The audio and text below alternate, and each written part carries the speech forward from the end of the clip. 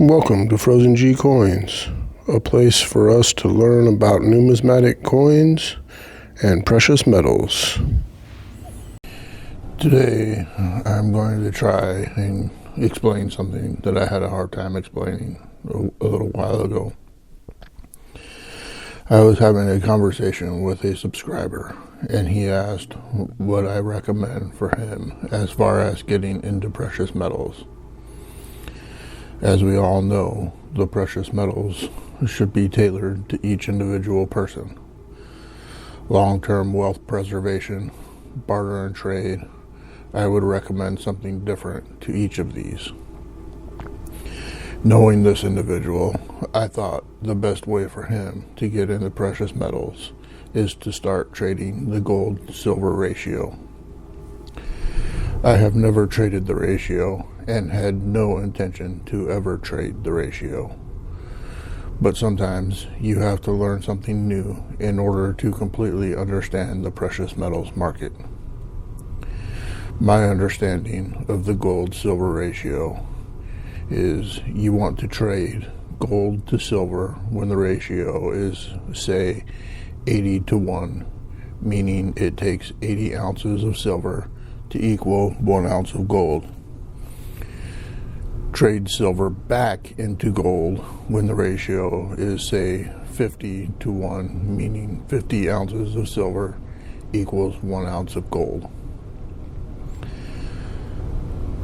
I am going to use made-up numbers for this scenario in order to simplify it, not just for myself to try and better understand, but also make it round numbers so hopefully everyone understands. I also do not have an ounce of gold, so I am going to try and illustrate this in the 10th ounce, which makes it harder to illustrate and understand.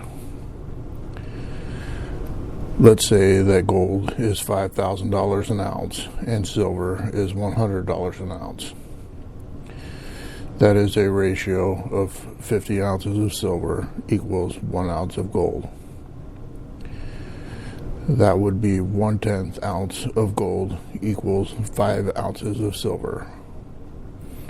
With this ratio, you would go heavier on the gold.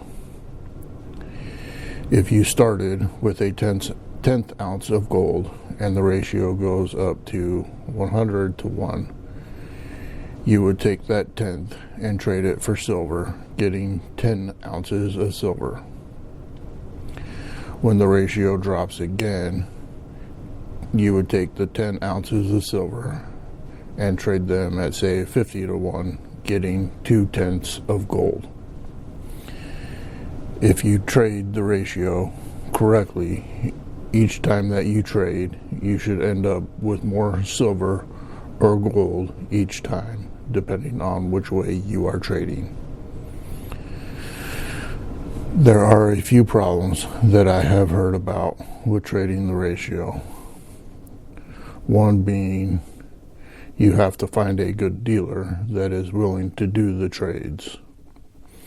Number two is that each time you trade, most dealers will want something for a profit.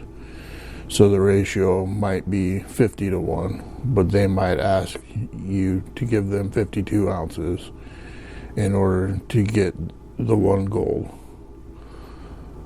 Also, on the other side, when you trade the 1 ounce of gold for the 120 silver, they might want to trade at 118 ounces of silver. For the person looking to start this process with nothing, you will need to start either with getting gold or silver. So remember, when the ratio is high, get silver. When the ratio is low, get gold. After getting a good starting point with either metal, you can then trade to amass more. I don't know if this is a good explanation, but it did get me thinking that I might try it out in order to actually get my first full troy ounce of gold.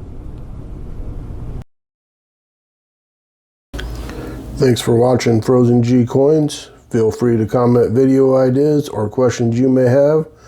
Also, please subscribe and check out frozeng-coins.com.